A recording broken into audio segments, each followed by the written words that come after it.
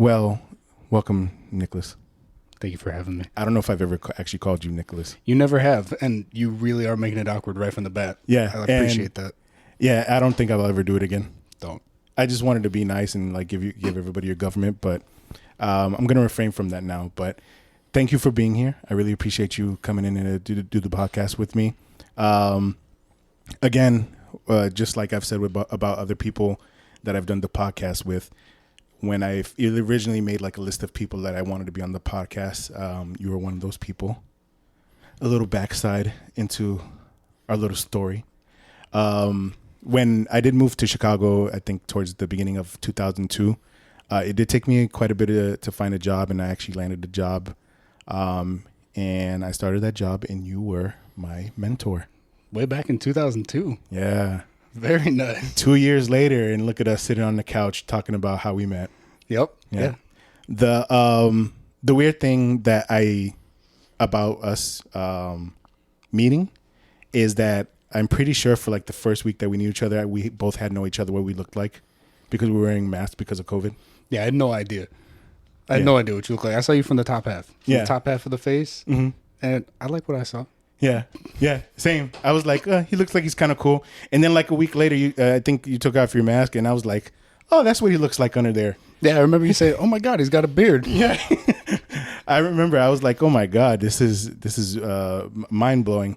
But honestly, after starting that job, like we worked with each other, I think for like maybe like 2 or 3 months and stuff. And it was probably the most fun I've had like at a job and working anywhere and stuff. Like we chilled a lot. I mean, we worked a lot and we worked hard, but we hung out and everything. We did a whole bunch of stuff. I became, you were already a very, very proud member of the Fire Club from Taco Bell. Oh, way before you came along, man. Yeah. Way before. You had to show me the ropes. Yeah. Oh, yeah. Yeah. You showed me the ropes to it, and you made me, get my fire level going, which I still hold to this day. Well, I helped you get your life together. Is what you're trying to say. Yeah. My life was in shambles. It was in pieces, and you and Taco Bell put that thing together. Mm-hmm. We were living off that dollar menu for like months.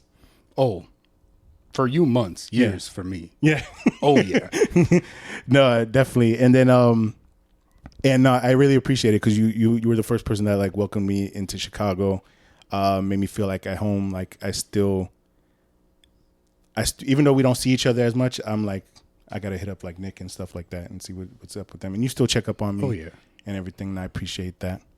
No, I'm always thinking about you. All right. All the time. Yeah. I'm always wondering how you're doing out there in Seattle now. Yeah. So I was really happy when you invited me on. Yeah, no, and I appreciate you getting me on. And yeah, I'm doing good in Seattle. You know, the calves are burning just from going off all those hills and stuff like that. It's sad to say that I am Taco Bell-less over there. Yeah, I couldn't do it. Yeah, I know you got to come back. Yeah, exactly. Like this is something in my life that I need, and I need badly.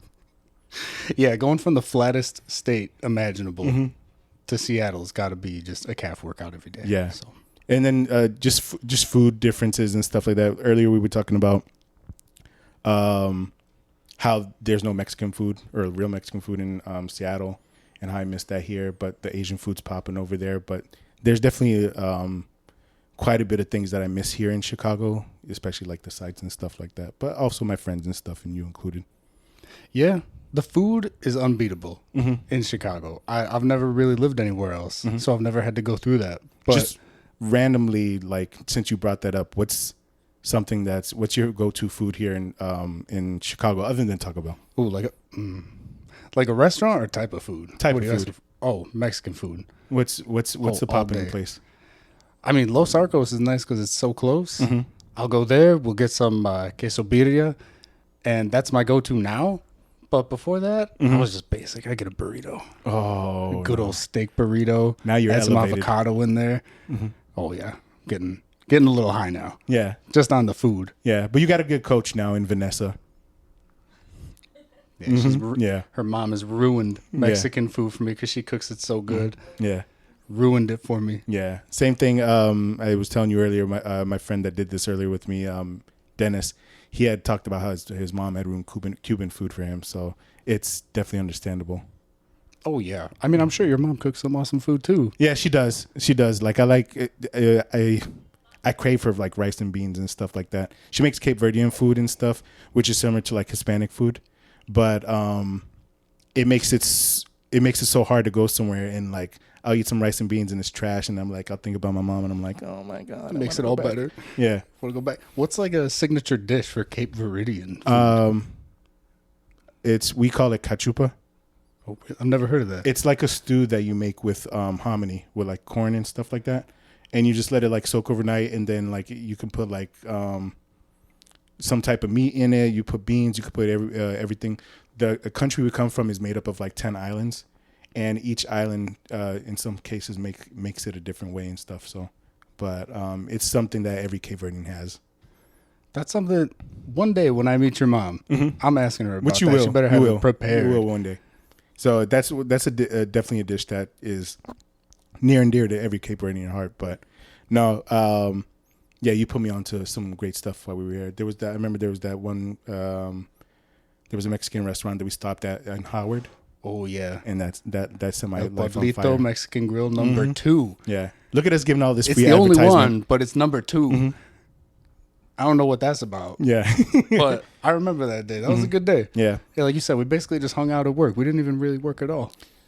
we did some work, but we did a lot of hanging out. There was a couple movies that we watched. I remember we watched some stuff while we were on our downtime, but that's definitely a big piece of like my experience here in Chicago. So I appreciate you doing that for me. And every time I come back, I just get like memories and stuff like that. But with that being said, I would like to welcome you to the My Favorite Parts podcast. I'm going to refrain from doing the episode numbers anymore because I had to switch in episode 4 into a 2 recently. So I'm going to stop doing that in case I need to switch up these ones too. Mm-hmm. So episode just welcome to the show. That's all. That's basically all I'll say for now is welcome to the show. With every show that we'll do, we'll go through Nick's favorite parts. I gave him a list of 3 things to provide to me and to share with the audience that he'll go through. And then we'll talk about a favorite part of the week. And then we'll go through some of my favorite questions with him, including his 5 senses and his proud moment that I'm going to ask. And I'm excited to see what these answers are going to be. So without further ado, we're going to get right into the nitty gritty of this. And the first favorite part that you brought up is going to be, outdoors, hiking, things like that. And take a moment to tell the audience what your favorite part about that is. Well, in particular, camping. And that's just because it's so dear to my heart. Like when we were growing up, we didn't have the money to, go overseas or, do anything like that. What we could afford to do was we could afford to pay $4 a night, have a campsite with, our hand-me-down tents and, little grills that went over the fire. And that's just what we could afford to do. So every year our vacation was just 1 week vacation up in Wisconsin, go camping. And it was just riding bikes, sitting by the campfire. And, in Chicago, I think the best part about it was probably at night, no more light pollution and just being able to look up and see the stars. Yeah. That's something that I think people here you can't experience it no matter what it is. And I'll never forget it. And that even leads into, my first tattoo was from going camping, from me and my sister just looking up at the stars and just enjoying everything that we couldn't when we were in Chicago. I did not know that. Which one, not to like go over, but like which one's covered by the wall? Okay. I got it when I was like 18. It's terrible. The guy who gave me this tattoo had one eye. No. And I didn't know when I made the appointment. So did he at least have a patch or anything like on his face? No, he said one eye. We showed up. I made the appointment. I don't know why my sister let me do that. I made the appointment. We showed up. My sister looks at me. She's like, "What the fuck did you do?" At least he did it. He did it, and it's not. I'm assuming it's supposed to be the Big Dipper. It's the Little Dipper because I'm the little brother. Oh, and she got the Big Dipper. Oh man. Yeah. It's the most basic, easy tattoo in the world. And it couldn't have been messed up more. So if I'm correct, if I'm understanding the story correctly, you guys were like just sitting and you're looking at the stars, you were camping, and then like one of you guys was just like, "Yo, you want to get a tattoo?" No. This is when we were kids. Go a little deeper, so I don't make it sound like a. In particular, when for some reason we weren't allowed to cross the street, but we could go right off into the woods alone. Yeah. At like 9, because that makes sense, right? So we'd ride off, and we found a nice little spot. And we were just looking up at the stars, and we were just enjoying it. And, you see a couple shooting stars over the course of a couple hours. And we didn't know it at the time, but that was just a memory that we both talk about all the time. So, like, maybe 10 years later, we were just hanging out. And she was like, we got to talk, and we started talking about that night. And we didn't realize it was such, like, an impactful memory for both of us. And she was like, well, your 18th birthday's coming up. We should get a matching tattoo. And that just instantly was just, well, little brother, the little dipper, and I'm the big sister, so I'll get the big dipper.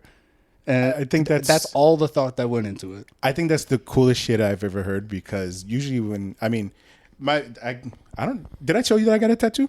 I was gonna ask you about that. Yeah, I did. But I knew that was new. It's crisp, right?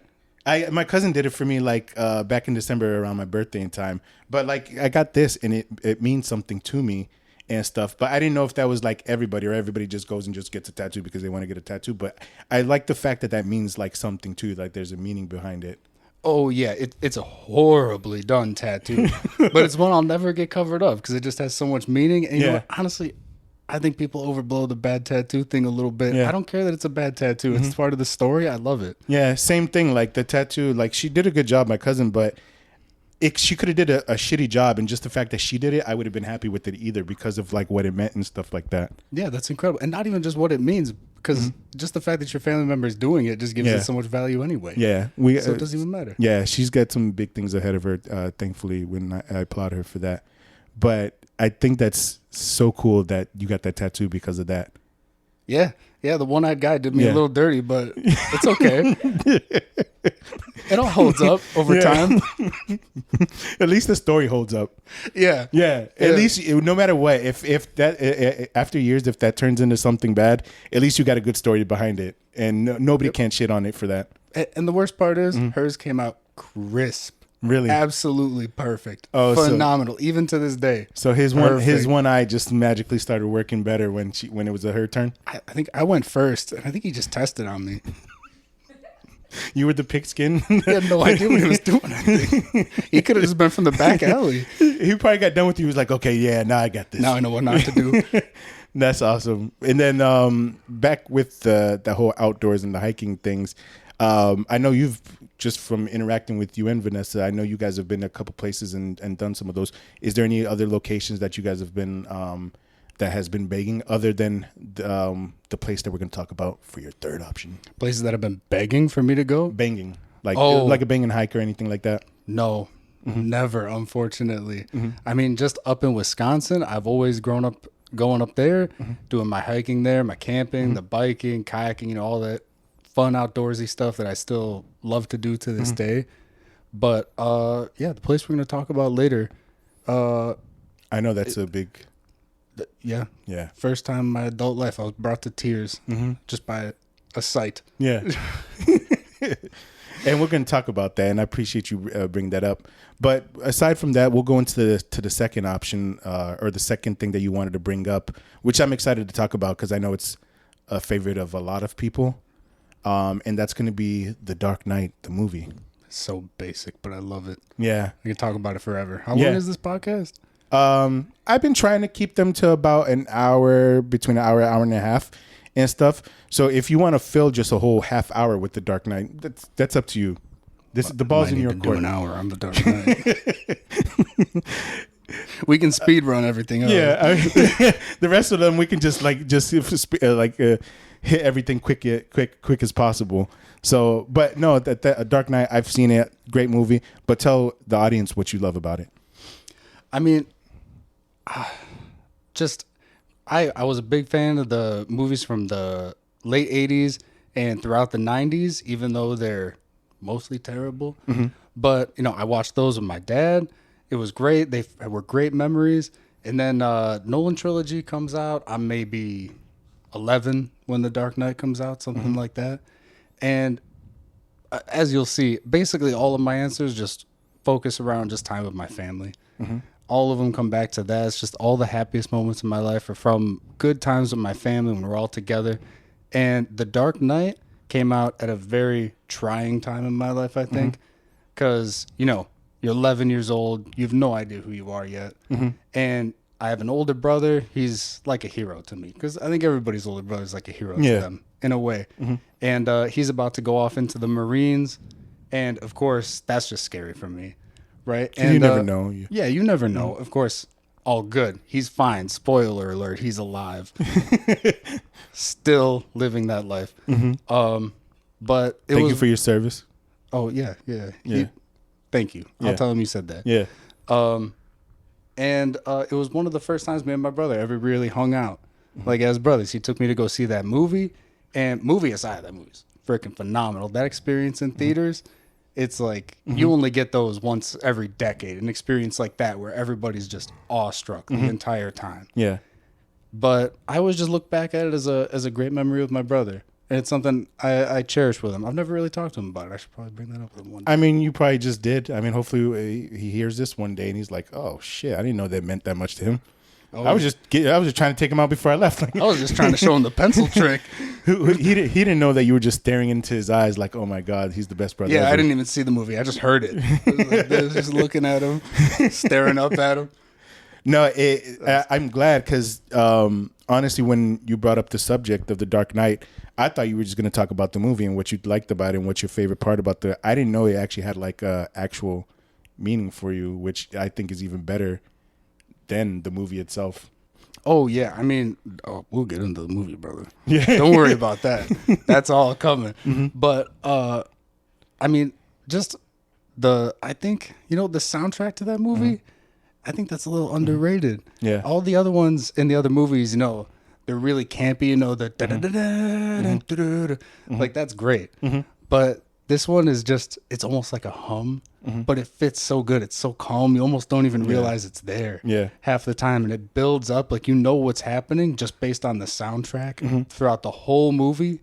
And it's almost just like if you tried to think about the soundtrack to that movie, I almost bet you couldn't. Yeah, I couldn't honestly, just from you saying that. Yeah, it's almost just like a hum, like the tension's rising along with it, but it fits so perfectly. And I just think everything about that movie is great. The opening sequence with the bank heist, it's like an all-time scene. Yeah, I can't think of any scenes that really rival that in terms of a bank heist. Yeah, and a villain introduction, like. Nobody has introduced a villain like that. Yeah. I remember that one of the facts that I used to hear about the movie is that whole part where Heath Ledger's dressed as like the nurse and everything is walking out and he starts hitting the detonator, that he actually, that wasn't being fake. Like it was supposed to do something when he hit it and it wasn't. So he kept like hitting it like in character and then it actually like went off. So that wasn't like planned that he was supposed to do that. Like it was legit. And I thought that was so fucking cool. Yeah. That movie's filled with stuff like that. Yeah. It was just like a huge explosion. Like they bought out an entire, like that was set for demo anyway.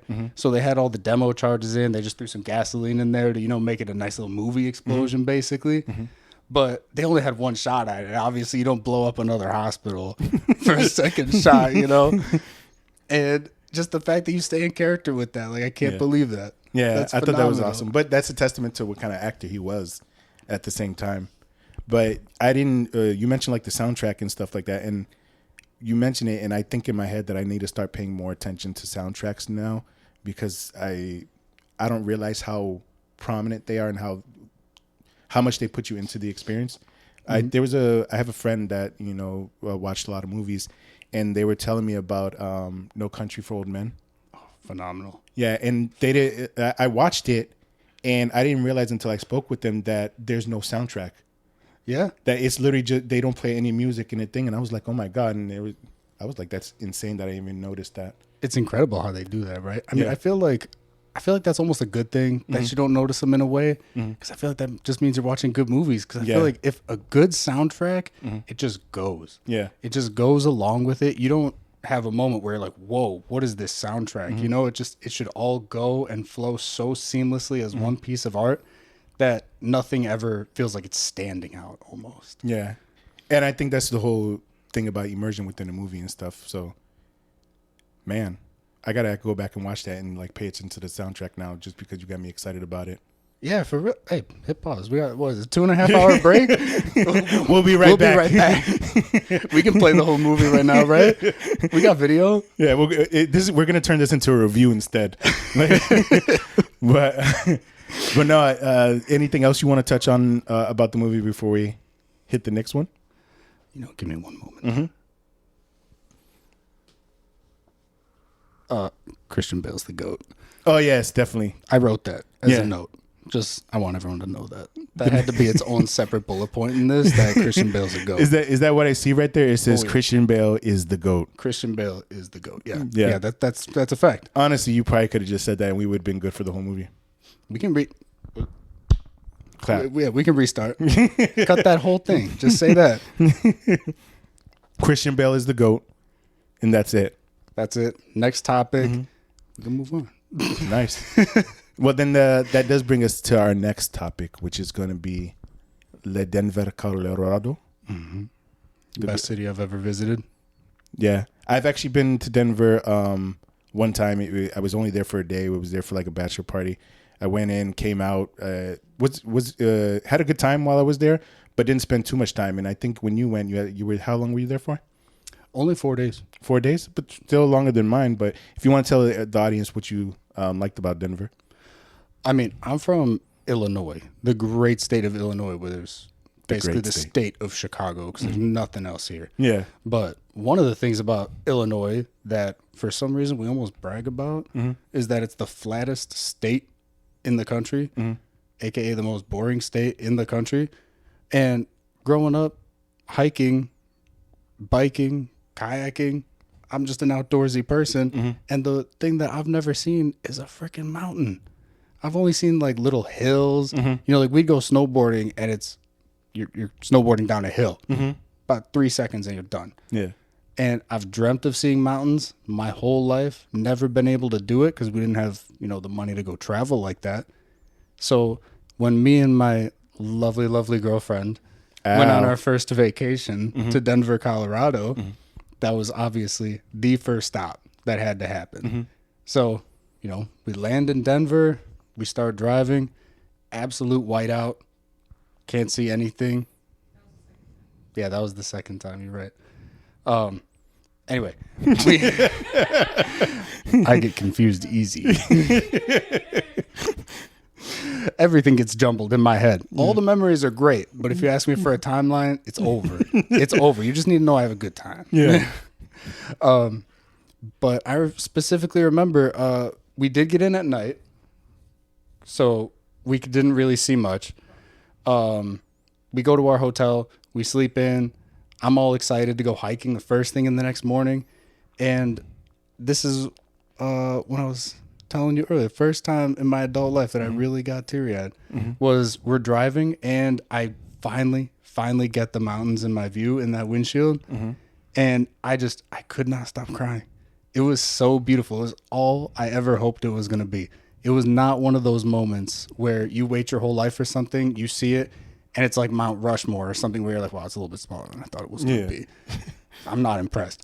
No, the closer we got, the more emotional I was getting, because it was just getting bigger and bigger, and it was like the bubble never burst. It just kept getting bigger and it never burst. Yeah. It was incredible the entire time. And I highly recommend it to anybody who can afford to do it, whether you're interested in it or not, because even my girlfriend was getting teary-eyed, and this was not a dream she ever had. And is there a particular range or mountain that you guys went to? This is from my ignorance because I don't know what's around, like which one of them is around Denver. We're about as ignorant as you, my man. It was big mountain. All I know is I saw snow and cliffs. It's the edge of the Rockies. We're getting news from our informants. It's the edge of the Rockies. Yeah, right outside of Boulder. Oh, okay. Yeah. Everybody knows what. Yeah, Yeah. you know what it is. Everybody knows. I think I am kind of. I don't know if it's the same one that we went to, but when I did the bachelor party in Denver, we had went to like a little quick hike and stuff near some, like in Boulder and everything. And I remembered that we had gotten up to the summit and it was so beautiful. So I can only imagine what you guys like saw, because I got there and I was like, oh my God, this is crazy. But from what you're saying, what you saw was like immaculate. Oh, it was perfect. And I definitely had those goggles on. Those vacation goggles, those, dream come true goggles. But I mean, we went back a second time the next year. We're going back again next year. And every single time I see it, it never gets old. It never gets less gorgeous. And it's just incredible how beautiful nature is. And I could live in those mountains. You ever see them? I could be that mountain man that you just never see. Like once every 10 years, you get reportings. Like you see him on the local news, like local man. Yeah. Like mountain man's been seen again. Yeah. Nobody knows where he's from. That could be me. Yeah, I'm not gonna lie. You look like you kind of made for that. You have like kind of like you look like you can grow a good lumberjack beard. I wish that was true. I got a patchy beard, my man. Really? Oh, patchy. Gets long and scraggly, but that's why it would fit the mountain man. I think. Exactly. I think so. Like, and your hair grows and everything like that, and I don't know how to say this, but you have luxurious hair and stuff. So, and then it grows, and you just got the whole lumberjack thing going. I think you just use some flannel and you'll be straight. Less lumberjack, more like a hole in the ground guy, like one of those, or like lives in the trees guy. But I could definitely do that. And I think we were at the same mountain range right outside of Boulder. Yeah, and our person, we had a tour guide that did it with us, and he like brought us some beers and stuff. But it would have been cool just to spend like a little bit more time there, just like exploring and stuff like that. But it was definitely a good trail. Yeah, I like I said, I highly recommend it. And I mean, I can't wait to go back, man. Yeah, the more you talk about it, the more I think I want at some point in your life you'll end up there. Yeah, we were talking about that earlier, that you might be moving to Denver. Yeah, and I couldn't be more happy. I could, if you do that, I couldn't be more happy for you, and I couldn't be more jealous. And you're gonna have a part-time roommate. Yeah. It's like I don't like give me a sleeping bag outside. It's fine. Yeah. There's gonna be maybe some suitcases that we'll put maybe some cloth in that you can just sleep in. Yeah, I was gonna say fetal live out of, right? Yeah. Very nice. As long as it's got a view of the mountains, put me there. Awesome. Put me there and I'm there. Give me a hammock, maybe a beer, and I'm there, man. That's awesome. I'd love to see you in Denver one day. I hope so. Maybe go on a mountain together and stuff. Yeah, I hope I'm living there. Nice. We'll go hiking one day. Maybe do a little biking. Who knows? Well, I mean, see, I'm not too good with the bike at the moment. So maybe I'll if I up my game, then we can do that. But at the moment, I don't want to hurt myself. I don't believe, dude. Those people in Colorado are on another level with their fitness. Well, I mean, I don't know if that has anything to do with like the elevation, but it might. I don't know, but it was very humbling experience. Yeah, we got maybe 2 miles into what was probably like a 16-mile hike. I was panting, huffing and puffing. I was sweating, and these arrogant people, man, they were running past me, and they had the gall to hit me with the "Good morning" as they're running past me up this mountain. And lo and behold, 4 miles later, like an hour for me because I'm slow, they'd run back down. They had already reached the summit, and they were running back down. They were, "Good morning." Like, I hate you. I hate you. Don't say good morning to me. I'm dying it's not here. Good anymore. I'm almost dead. I've been waiting my whole life for this moment. I might not make it. Yeah, I always do that. Anytime I pass by somebody that's on the trail and I know I'm dying, I automatically just fix myself up and just wave. Hold your breath. Yeah, make it seem like I'm not dying inside slowly. But as long as I know I'm not the only one that does that. No, I think unless you're from that area, there's no shot. Yeah, no shot. But at least I feel better about it now. But glad I could make you feel better. No, thank you so much. But that brings us to the end of your favorite parts, and I appreciate you going through all that with the audience. The next part is going to be my favorite part of the week, where I just talk about something that I like because it's been so hard finding something positive in the news. I was so glad you did that. Yeah. I saw in there that I could bring my own, and I was like, oh, good God, no. I can't shuffle through all that. It's funny because what I'm about to say isn't necessarily good news, but it's the news of the day. And this is going to be apparent for anybody that lives in Chicago, but apparently some stores closed down recently. I'm in Chicago also. Want to do the podcast with you, but I'm also coming back for work for the week and everything. The company that I work for is based in Chicago, so I came back just to see them. And apparently the news today is that some stores closed called Foxtrot and Dom's Kitchen, which I've been to Dom's. I haven't been to Foxtrot, but apparently Chicago is devastated by this. A certain part of Chicago is devastated by this. A very certain demographic of Chicago. Very privileged demographic is very distraught about this. Because, granted, I liked the only one I've been to out of them was Dom's Kitchen, and it looks nice inside. Looks awesome, good stuff in there. But in my opinion, it was very high priced, and times is hard right now with groceries and stuff. You can't just be making it rain inside of a grocery store anymore. And in my head, I was like, I don't know if I can do this. So that one I'm not too surprised about. But I haven't personally been in a Foxtrot before. Have you? I've never been in either one. This is the most I've heard about them ever. I mean, I've walked past one, and the guy came out with a broom and shuffled me off because he could see that I just could not afford to enter. He said, "Don't you even think about it." All I did was look inside. Yeah. All I did was look inside. He hit me like a pigeon. Yeah. He was pushing me off. And he said, "You better only look." Yeah, he didn't even want me looking. Yeah. He's like, you can't even afford to window shop. Yeah. At this place. But it closed down, and if I'm understanding correctly, it closed down abruptly, with very little notice to everybody. During my lunch break today, we actually went to go check out Foxtrot to see it before it closed down. And by the time we got there, they already put up signs and everything. Everything was closed. It said that it was closed permanently. Everything was still inside somehow. I don't know how nobody took anything that was in there. Like you said, man, they don't need to take it. Yeah. Don't lay me off from a place like that, because I'm taking something with me. Yeah, the whole thing. I mean, we heard that they just took the espresso machine, industrial size espresso machine. Yeah. And those people are geniuses. Yeah. I can't help but everybody missed an opportunity. Yeah. I wish I was that smart enough to do something like that. But with that being said, I mean, even though like we're making fun of it, but at the same time, unfortunately, some people did lose their jobs and stuff with it. So we do wish the best for them. But I just thought it was so crazy that so many people were devastated because of a type of service that was closed down, and it was an elevated service. A very first world service to be upset at losing. Yeah. Meanwhile, would they get 2-hour notice that they had no job in 2 hours? Don't think about the fact that you can't get that latte that you liked so much. When there's 7 other latte stands within a block. Think about those people that can't make the latte. So remember that. That's the thing.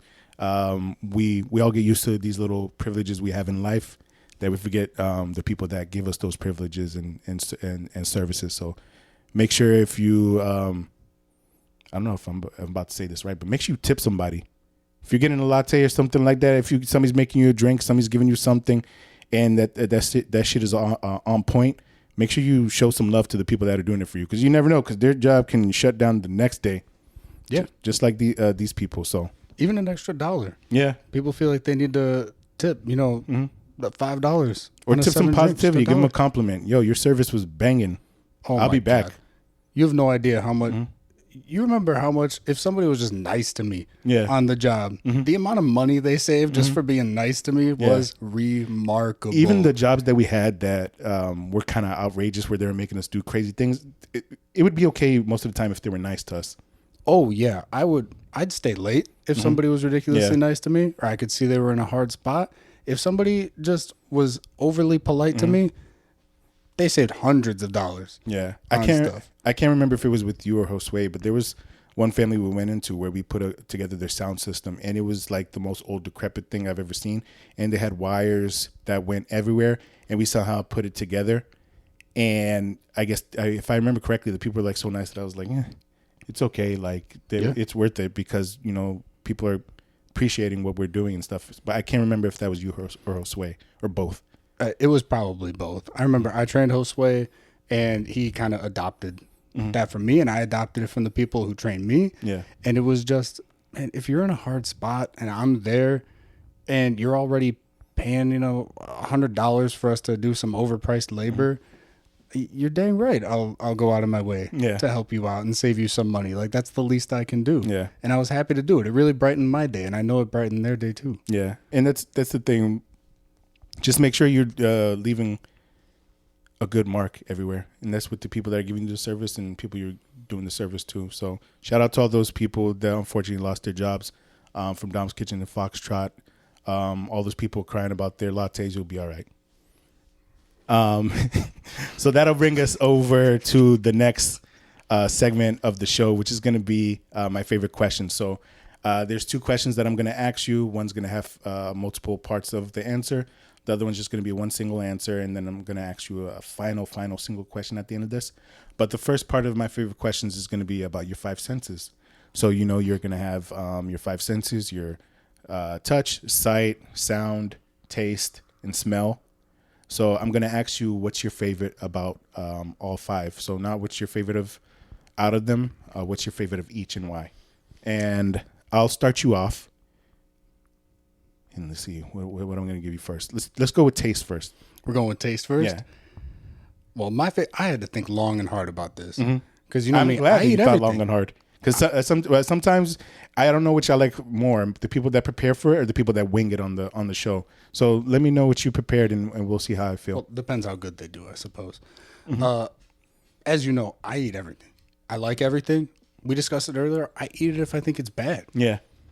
Just out of respect for the food, I'll eat it even if I'm hating it. But I think the taste that just brings me back and has memories shoot through me like crazy is just, first part's very important. Ice cold watermelon. Can't be warm. We just became brothers. It has to be ice cold. I don't know if you know, but that's also my favorite taste. So I'm just going to let you. No. Yeah. I swear. Go on the website. You can read the post that I put about it. It's that. And you can go. And if I start to tear up while you're talking, then. Well, should I talk slow? Please. Let's maintain eye contact. Yeah. Ice cold watermelon. Can't be warm. You know, if I show up to the cookout and the watermelon's just sitting there on the table, there's going to be issues and words will be exchanged. And I'm probably going to go get my own watermelon. Yeah.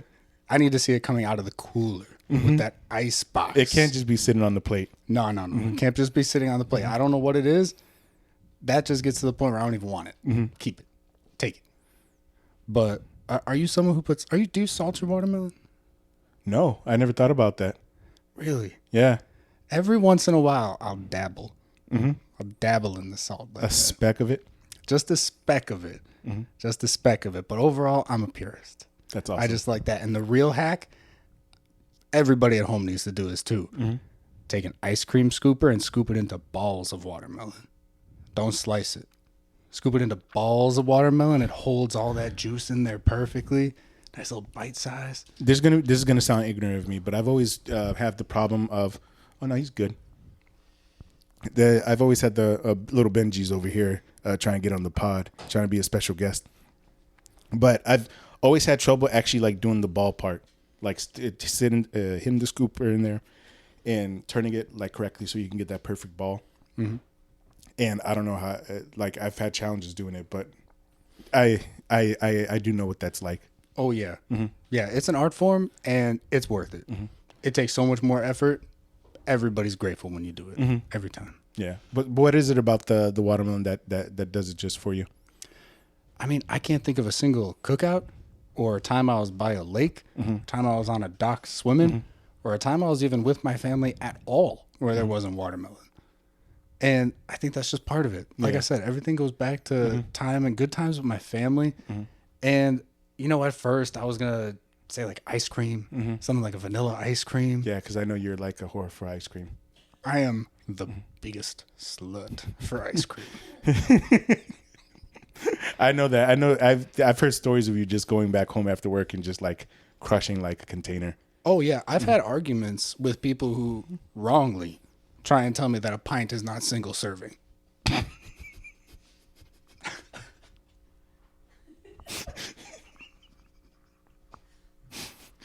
And they're wrong. Yes, they are. Every man is different, and every man gets their fill when they get their fill. And if a pint does it for you, the pint does it for you. It doesn't. But it naturally cuts me off, which is the good part. Yeah. Because I need that cut off. If you buy me a gallon, it's a single serving gallon. So I need that pint to tell me when to stop. Ben and Jerry's they're doing good work, but they're also doing the devil's work. They make it too good. But it doesn't bring me that same Bring me that same joy. No, I get that with the whole nostalgia thing that it takes you back and stuff. And for me, it was my favorite because of like the flavor and stuff, and it's what I like. But the fact that you think about like that nostalgia factor with it just makes it even better for me, because now it makes me want to think back about my nostalgia with watermelon. Just one more thing before we move on to the next sense. What do you prefer? I'm assuming from what you're talking about, you would prefer it whole and just cutting it yourself versus just buying it cut up already? Or does it matter for you? I can't pick a good watermelon. I don't know about you. Like, do you when you go to the store, if you see them like in that container, they're already like cut up and portioned, do you buy that or do you buy the whole? Oh, no, I can't buy the whole. If I buy the whole, I am picking the nastiest, most overripe watermelon in the world every time. Yeah. Every time. I've looked it up on YouTube. I've asked old ladies in the produce department. You can't get it right? And it's wrong every time. Yeah. So I just end up throwing it out and going back and buying a quarter watermelon that somebody already told me was perfect by cutting it up for me. That makes so much sense now, and I'm kind of upset that I asked that question, but so we'll move on to the next one. You pick this time. You want me to pick this time? Yeah. Let's go with my favorite sound. Okay. Other than your sultry Morgan Freeman like voice. That's what I've been told. Yeah, it's phenomenal. Thank you. That's my answer. No. I was going to be happy with it. Next step. Yeah. Makes sense. No, my favorite sound is, these are all so basic, just raindrops. That's Just the rain. That's fine, because I feel like somebody else had that also, and I like personally I sleep with rain noise too, but go a little deeper into why you like it. Well, I mean, just I sleep so good in the rain. If it's raining, the window's open, it can flood my apartment. It's fine. It's so soothing. I just go in a trance, man. Like I'll go outside and I could just stand there, and I swear I could just black out for like hours. Please don't. Well, I'm not face down in a puddle. Yeah. Just looking in the rain. It's great. I mean, when I have my own house, I want to install a little tin awning out of my window just so it emphasizes that sound. Like we knew a guy. You hear that pitter patter? Oh, yeah. We knew a guy. He put aluminum sheets on his roof so that the sound of the rain would be even louder and more emphasized throughout the house. And that guy's been my hero forever. He's doing it right. He has his priorities straightened out as like a board. And I mean, just who doesn't love it? Yeah. And I feel like it almost goes back to, I got just a beautiful memory of me and my grandpa going out in like, it must have been a hurricane. It was in Missouri, so it wasn't a hurricane, but it was hurricane level rains. Yeah. And we were just running in the rain. You know, he was taunting the Lord as a good Christian man does when he's out in the rain. And it's one of the best memories I think I have, is just being out in a rainstorm with your family. Yeah, and you don't know what soaking it up. You don't know what it does to you.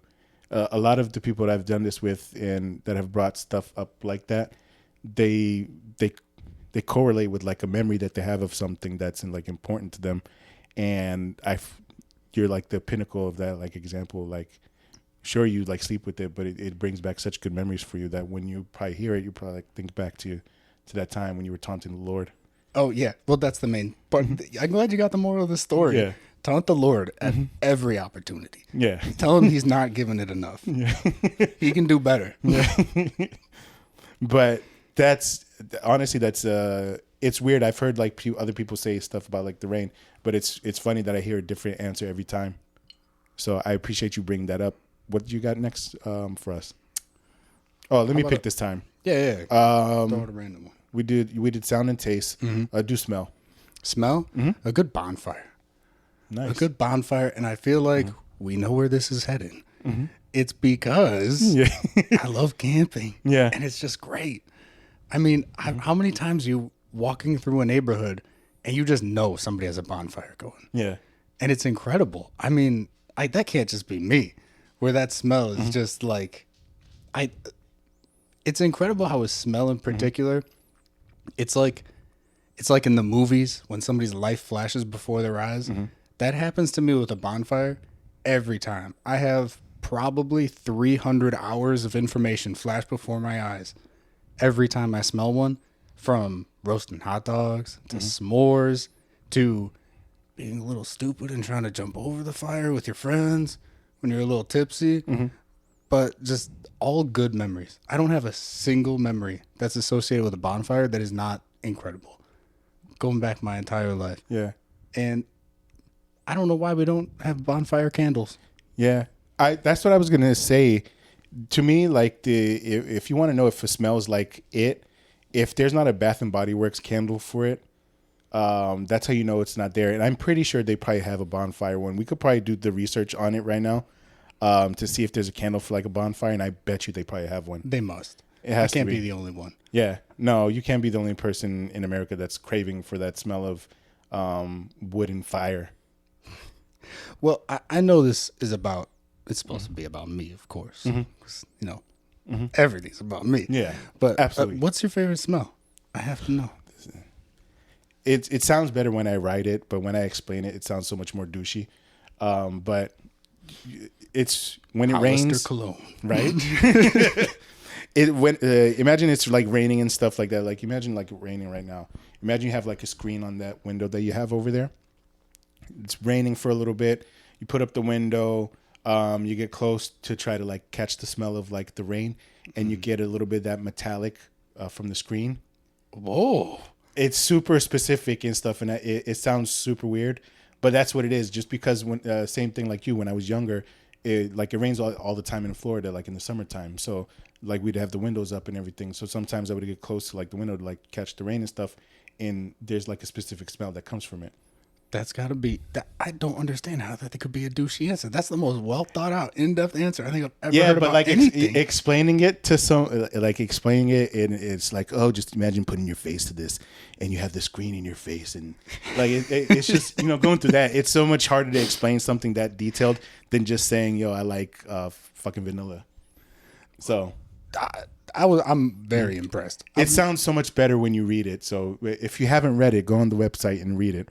But it's just weird talking to somebody about it and like explaining it is like a little bit. I mean, I got exactly what you were going for. Cool. I'm that glad. Whole time. And I feel a little bit more confident when I tell people about that. No, that you should not have been. That's an impressive answer. Yeah. That's way more impressive than just my rain. You took it to the next level. You're like rain with metal, brother. I feel so much better about it. And who knew? Like we were here for you, and you made me feel better about something of mine.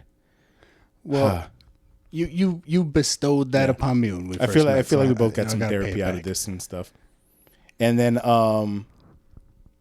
going back to your smell, there was a question I was going to follow up with it after, but I can't remember about it. So we'll keep moving. If it comes to me, we'll bring it up after. We'll circle back. Yeah.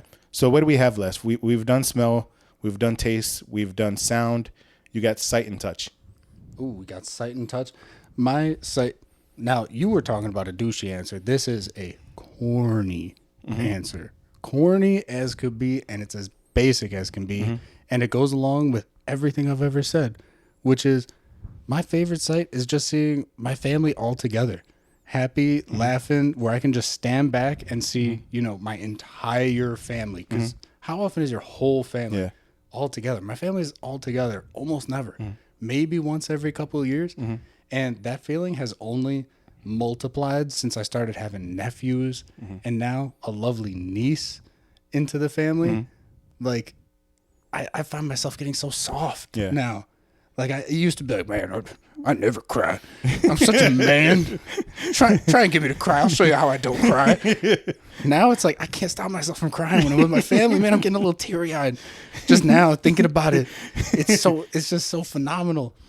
And I mean, it all goes back to like maybe 4 years ago when my first nephew was born, every time since I thought about this answer maybe like a week ago, and the memory that comes down every single time is Christmas when my grandpa brought back the tradition of dressing up in a Santa suit and going to the nines with like the makeup, the beard, the glasses, and coming in and just going through the whole Santa routine, but now with all of the little kids. Because I have memories of it when I was a kid, and that's all fine and dandy. You know, magic for that is, you know, it is what it was. But seeing it with my nephews and everything, it's just that mental picture of my entire family sitting around Santa Claus with his nephews on there, trying not to cry and out himself as grandpa. Yeah. Is just, it's incredible. Why is Santa crying? Yeah, why does Santa have a gold watch on? Did he steal from Grandpa? That's crazy, and I can kind of relate to that because some of the biggest like moments of my life were moments that were supposed to be big. I've always told myself in moments that I plan ahead in my life, the one thing that I picture in those moments is having like all the people I love like around me. I want them around when all the important things in my life happen. So I can understand like seeing that picture in your mind and like appreciating that and having it and stuff. So I hope you guys get back together soon. Yeah. That or you're going to be like a mess so. in the fetal position or something. Oh, dude, I am becoming a big mess when I don't see my family now. Yeah. It used to be like around the holidays, you know, we got like 5 Christmases usually that I got to celebrate. But by the end of it, I'm always pretty grateful. Yeah. Like, I wish it was one big Christmas. That'd be awesome. But just seeing all the family, I got to remind myself before, during, and after it that I'm just so blessed to have a family like that. And I mean, it's a picture that I'll never need to print out because it's in my head all the time. Yeah. And thanks to you for bringing it back up because I haven't thought about that in a minute. That's the point of this, to like bring all these things back and, you know, maybe get in touch with things that you haven't thought about in a while and stuff, and appreciate the things that you have that you might not. So yeah, that is if it's one working, of my favorite parts. Yeah, if it's working, it's working. And that brings us to the last one. Touch. Yes. This is the only one that doesn't go back to family. Yeah. We can forget about them. We can put them in the rear view. No more family. Peace, Grandpa. Yeah, see you later, Grandpa. See you, Nana. And my favorite touch is just a dog's fur. Anything about a dog's fur. And it's turned my dog into a complete freaking attention monster. Because I want to pet him more than he even wants to be pet sometimes. Like, I'm all over him half the time, and it's turning him into a monster who needs to be next to me all the time and always being pet, but I kind of like it. But now he expects it from you. Yeah, now he expects it from me. I mean, you saw he was trying to burst his way onto the podcast because he couldn't spend an hour, 45 minutes alone. But I love it, man. And you've known that about me from the beginning. Yeah, that you love dogs. I love dogs. I love dogs probably more than I love ice cream. And people probably think that's a weird thing to say, but if you knew me, you know that's a lot. Powerful statement. Yeah, that's like, it's ice cream, dogs. No, wait, dogs, ice cream. Oh, yeah. And then everything else. There's just nothing else after that, really. I mean, Vanessa, you're up there. She's like top 5. Yeah. Somewhere in there. If she brought me ice cream and a dog, she'd be right up there in the top 3. But I feel like there's just something about it. It's just an instant stress relief. Yeah. Like, I don't need, like, who needs therapy when you got a dog? Yeah. It's true, though. My cousin, whose episode came out yesterday, make sure you guys catch that on all DSPs, Apple, Spotify, and YouTube.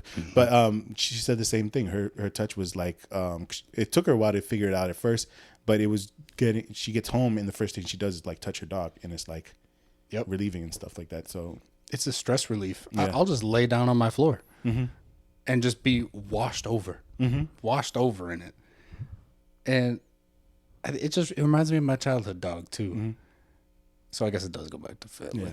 But anyway, We're not reminds me of my childhood dog, and I think I just got to start. I got to find some way to get this out, some outlet for this. Yeah. I got to start volunteering with dogs or something. Do it. I mean, I know there's some places in Chicago that you can do that in. And like, it's weird because the dog's staring at us and he has no idea how important. No, he has no idea. Yeah. I think he just sees me as the food, I think. The little food server. Well, you're getting something from him, so he might as well get something from you.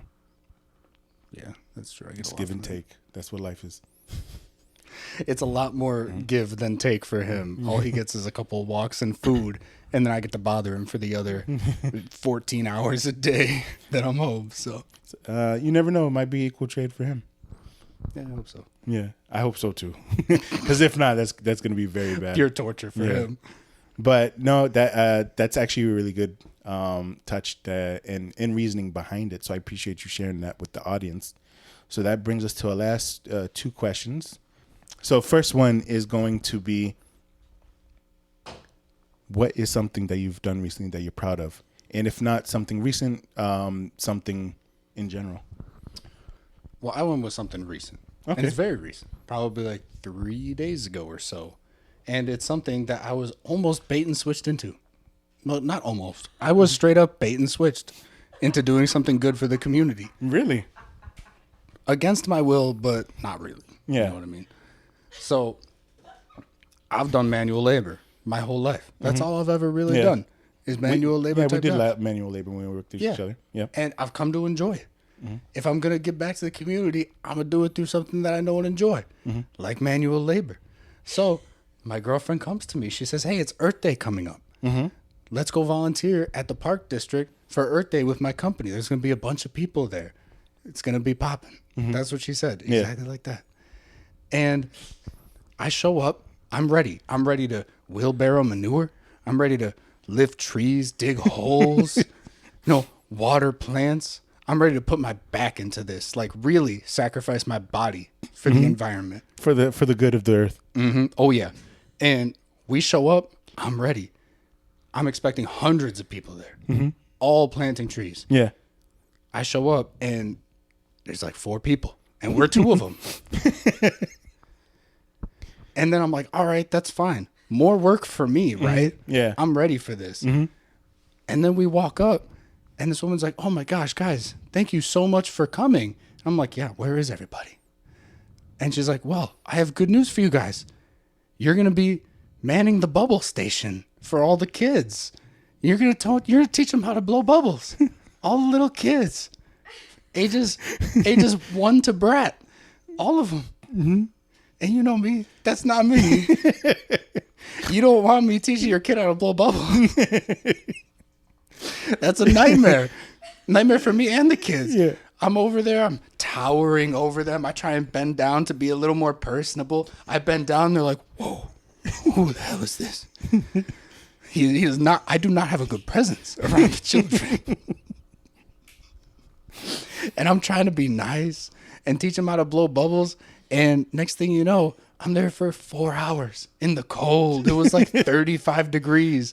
So we're wet and soapy, and kids are slipping on the soap in the dirt. And I didn't get to plant a single tree. Not one to leave your name on? No, not one. I couldn't even watch them. I couldn't even watch them plant the trees because I had to man the bubble station. They were planting them in the background. Not me, though. How do you feel about your service after? I'm proud of it. I'm proud of it because it is not something I do. It is very out of my comfort zone, very out of the box. I'd rather be planting trees alone in a field somewhere. But instead, I was dealing with some of my worst nightmares, which is public speaking and little children that are not related to me because I got to be nice. Can't tell them how it is. I cannot parent them at all. I just need to watch them whack each other with sticks and hope the parents intervene, which happened a lot. But I'm proud of myself for going out of the comfort zone because as soon as she said, you are manning the bubble station, my first vision was me driving home 10 minutes later. But I do applaud that because it does take something to like give back and like join, even think about volunteering for anything. But to go out of your way and then volunteer and do something that you, one, did not expect, and two, knew you would not like, because it does not sound you were like you were fond of this event. No. So I do applaud that, because it does take, something to do that, and you should be proud of yourself. Even though we're making light of it, like it was a good experience and stuff like that. Would you do it again? It was that? No. Okay. But it did light a fire in me that I should be volunteering more of my time. I think that's awesome. At places that I would enjoy, though. Mm-hmm. Like, maybe I should call ahead first and be like, yo, am I planting trees, blowing bubbles, or showing them what a wolf skin feels like? Because I had that there, too. That would have been not bad. That would have been cool. That would have been not bad. Mm-hmm. That would have been kind of cool. But if I can make a suggestion, I mean, you just talked about doing the dogs. Maybe you should, like we said, volunteer at a pet shelter or something like that. I feel like that's right up your alley. I really should. I'm going to be looking into that, too. Mm-hmm. Maybe I'll go for Paws Chicago. Mm-hmm. Nice little plug there for an organization that desperately needs it. No, yeah, they do. Make sure you guys go and volunteer if you enjoy the animals. They need that love, too. Mm. And with that being said, that's the end of our experience here at the My Favorite Parts podcast. This is going to be the official last question that I ask you. But after running through everything, going through your favorite parts, your senses, and the fact that you don't like kids and blowing bubbles with them, how do you feel? I feel a little liberated. Really? I enjoyed talking about it. Good. I wanted to open up. Yeah, I want everybody to get a good experience out of this and like to get something out of it. So the fact that you're saying that you did, that makes the whole thing worth it. So, yeah. I mean, you've always done that for me, especially from the beginning. You kind of opened me up into talking about stuff that's a little more real, and that's something you've given me and I've held on to. Thank you. So I appreciate that, and hopefully we'll keep doing it for years to come. Because I'll be in and out of Chicago for the foreseeable future. If you guys ever happen to leave Chicago, hopefully I can visit with you guys where you're at. Hopefully you guys come and see me. But this is probably one friendship that I know I'm gonna have for life, and I appreciate you being my friend. Hell yeah, man. Thanks for having me. Yep. Pleasure to have you. With that being said, we're going to sign off. That wasn't the sexiest handshake we could have did, but we did our best. No, we're going to fist bump instead. Yeah, you were giving me the other one. Yeah. Oh, yeah. Yes, I was. But with that being said, thank you guys for being here on the My Favorite Parts podcast. Signing off for myself, Sharon Da Silva, and for Nicholas, how do you say your last name? Milhaupt. Milhaupt. So you don't pronounce the T? No. Okay, cool. Or the A or the U. Lots. Don't even think about it. Okay. All right. That's it for this podcast. Have a great day, guys. Appreciate you. Bye.